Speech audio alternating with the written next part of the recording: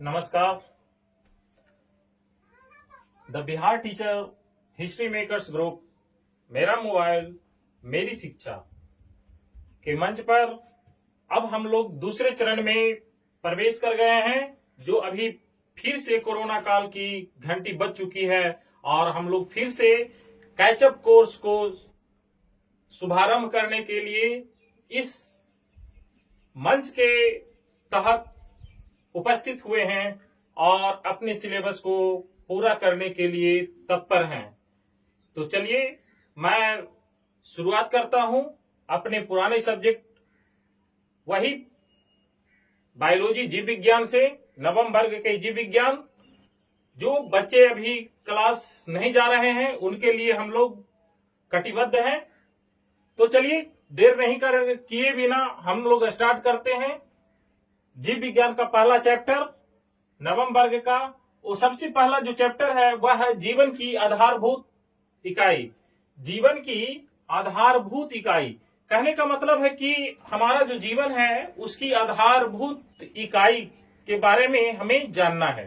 तो आधारभूत, आधार मतलब क्या? आधार कोई भी चीज किसी भी चीज पे रखा हुआ है तो वो उसका बेस कहलाता है, उसका आधार कहलाता है। मीन्स अगर हम लोग अपने बॉडी के बारे में, शरीर के बारे में जानने की कोशिश करें तो भी हम लोग ये कह सकते हैं कि हमारा शरीर भी जो है वह किसी न किसी आधार पे टिका हुआ है।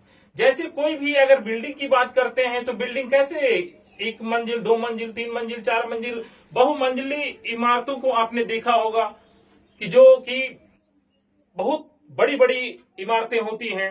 उसी तरह से हमारा शरीर भी है। तो उन सारी बातों को और हम करेंगे।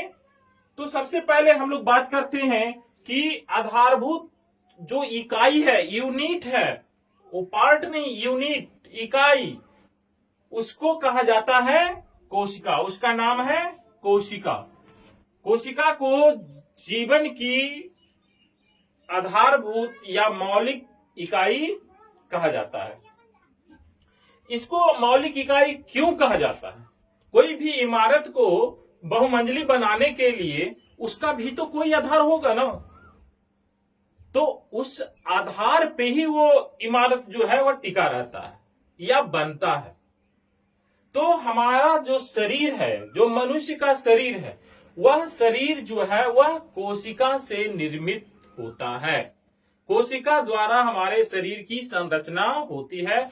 जैसे इमारत की अगर हम लोग बात करें तो उसमें भी है कि ईंट, एक ईंट पे दूसरा ईंट, सीमेंट, छड़, बालू, गिट्टी इत्यादि मिलकर करके सजते सजते एक कमरा, दो कमरा, एक तरह से भवन का निर्माण हो जाता है। उसी तरह से एक मंजिल से बहुमंजिल इमारतें बन जाती हैं। उसी तरह से हमारा शरीर भी है, जो कि हम और आगे विश्लेषण उसको करेंगे। आज हम लोग एक इंट्रोडक्शन के तहत मैं आपको जानकारी देना चाह रहा हूं कि जो कोशिका है उसको कहते किसको हैं। तो जीव शरीर की संरचनात्मक और क्रियात्मक इकाई को हम लोग कोशिका कहते हैं। जीव शरीर की संरचनात्मक यानी कि जीव शरीर की हमारी जो संरचना है, हमारा जो स्ट्रक्चर है, वो जो बना वो किससे बना? कोशिका से बना। कैसे बना बाद में बताएंगे। क्रियात्मक इकाई यानी कि जो हम लोग कार्य करते हैं, हमारी जो कोशिका है वो भी एक अलग अलग फंक्शन करती हैं। तो जो कार्य करने की जो क्षमता है, हमारे द्वारा जो कार्य किए जाते हैं, वो सारी जो क्रियाएं हैं वह हमारी कोशिका द्वारा ही संपन्न होती हैं। तो इस तरह से हम इसको डिफाइन कर सकते हैं, परिभाषित कर सकते हैं कि जीव शरीर की संरचनात्मक और क्रियात्मक इकाई को कोशिका या सेल कहते हैं। एक्चुअली सेल जो है वह शब्द सब जानते हैं, लेकिन उसका होता है साइटो, और इसी का से बना है साइटोलॉजी, यानी कि कोशिका का जो अध्ययन होता है वह साइटोलॉजी के तहत अध्ययन किया जाता है। अब यहाँ पे हम लोग थोड़ी थोड़ी मुख्य जो बिंदु है उस पर ध्यान आकृष्ट कर रहे हैं, क्योंकि अभी कैचअप कोर्स की बात चल रही है। तो हम लोग कोशिश कर रहे हैं कि जो घर बैठे बच्चे हैं वह ज्यादा से ज्यादा समझने का प्रयास करें अपने छूटे हुए कोर्स को। तो कोशिका का निर्माण किससे हुआ? एक बहुत जनरल सी बात है, बहुत यूनिक बात है, ये जाननी जरूरी है कि कोशिका का निर्माण आखिर कैसे हुआ। तो कोशिका का निर्माण जो हुआ वह जीव द्रव्य से हुआ। जीव द्रव्य की एक रचना है, उसी को कोशिका कहा जाता है। उसके बाद हम लोग आज बात करते हैं कि कोशिका की खोज, कोशिका नाम कैसे पड़ा, कोशिका की खोज किसने किया। तो कोशिका की खोज जो है एक वैज्ञानिक हुए जिनका नाम है रॉबर्ट हुक, और उन्होंने 1665 ईस्वी में 1665 ईस्वी में ही कोशिका की खोज की। एक्चुअली कोशिका की खोज क्या वो प्लान करके गए थे कि आज मैं जा रहा हूं कोशिका की खोज करने, ऐसी कोई बात नहीं है। लेकिन रॉबर्ट हुक ने क्या किया कि एक अपने से माइक्रोस्कोप यानी कि सूक्ष्मदर्शी, साधारण सा सूक्ष्मदर्शी को बनाया, और उन्होंने कॉर्क को एक पतले स्लाइस काटे। कॉर्क आप देखे होंगे जो होम्योपैथिक वगैरह के जो टिप्पी ढक्कन होते थे, अब तो प्लास्टिक के आ गए हैं, पहले जो शीशे की ढक्कन होती थी होम्योपैथिक दवाई में वो कॉर्क कहलाते हैं, और क्लास में भी देखने को मिल जाएंगे। तो उसकी एक स्लाइस काट करके उन्होंने माइक्रोस्कोप पे रखा, और माइक्रोस्कोप में उन्होंने देखा तो उन्हें और कुछ भी नहीं, बस एक मधुमक्खी के छत्ते की जैसी समान रचना दिखाई पड़ी, जिसको उन्होंने एक नाम दे दिया सेल का या कोशिका का। तभी से यह नाम आ गया कोशिका। रॉबर्ट कहा जाता है कि कोशिका का जो जनक माने जाते हैं, मतलब कोशिका जो नामकरण हुआ वो रॉबर्ट हुक को जाता है। और उन्होंने कुछ नहीं इसके बारे में और कोई विश्लेषण उन्होंने नहीं दिया, सिर्फ नामकरण इसका किया कि ये कोशिका है। उसके बाद और अनेकों वैज्ञानिक आए और उन्होंने कोशिका के बारे में विश्लेषण किया। उसके बाद आज हम लोग छोटी छोटी बातें कर लेते हैं कि मनुष्य की सबसे लंबी कोशिका कौन सी कोशिका है।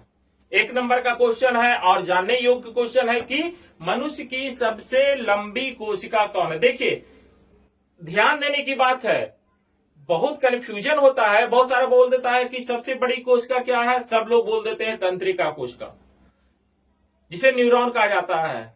ऐसी बात नहीं है, न्यूरॉन कोशिका बड़ी है, लेकिन बड़ी मतलब क्या, ऊंचाई में बड़ी नहीं है, ये लंबी कोशिका है। ये न्यूरॉन या तंत्रिका कोशिका है, वह मनुष्य की सबसे लंबी कोशिका है। और एक चीज और कि यह कोशिका जो है वह ब्रेन की कोशिका या मस्तिष्क की कोशिका कही जाती है, और यह विभाजित नहीं होती है। एकदम एक नंबर का क्वेश्चन है, इसे याद रखेंगे कि ब्रेन की कोशिका कही जाती है न्यूरॉन या तंत्रिका कोशिका जो विभाजित नहीं होती है, और सबसे लंबी कोशिका मनुष्य की सबसे लंबी कोशिका है। उसके बाद हम लोग आते हैं कि सबसे बड़ी, मनुष्य की सबसे बड़ी कोशिका कौन सी। तो मनुष्य की सबसे बड़ी कोशिका जो है वह फीमेल में, मादा में पाए जाने वाले अंडाणु या ओवम, इसका आकार जो है वह सबसे बड़ा होता है। और वहीं पे अगर हम लोग बात करें कि मनुष्य की सबसे छोटी कोशिका, तो सबसे छोटी कोशिका जो है वह पुरुष का या नर का या मेल का जो स्पर्म है या शुक्राणु है वह सबसे छोटी कोशिका मानी जाती है। तो अभी हम लोगों ने ये लंबी, बड़ी और छोटी कोशिका की बात की। हम लोग के शरीर में जो कोशिकाएं हैं वो विभाजित होती हैं, लेकिन हम लोग के शरीर में एक और ऑर्गन है जिसे लीवर यकृत कहा जाता है, और वह यकृत अगर क्षतिग्रस्त होता है या काटा भी जाता है तो ऐसे अध्ययन हो चुके हैं कि लीवर जो है वह अपने आप उसको मेंटेन कर लेता है, उसमें ऐसी क्षमता है कि वह अपने को मेंटेन कर लेता है। तो आज बस इंट्रोडक्टरी एक परिचय के क्लास में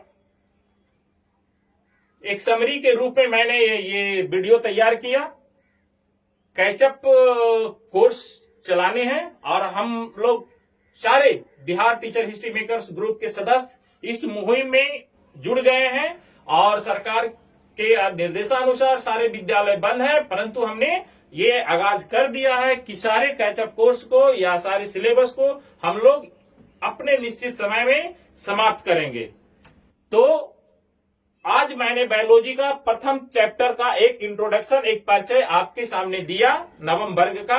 आगे प्रतिदिन आप देखते रहेंगे और ऐसे वीडियो सारे सब्जेक्ट का बहुत सारे शिक्षकों के द्वारा ऐसे ऐसे वीडियो आपको मिलते रहेंगे the Bihar teacher history makers group के मंच पे। और मैं धर्मवीर सिन्हा IHM उच्च विद्यालय हुसैनपुर एक सक्रिय सदस्य हूं the Bihar teacher history makers का। आप इसका एक स्क्रीनशॉट ले लें, आपको याद रखने के लिए मदद मिलेगा। धन्यवाद।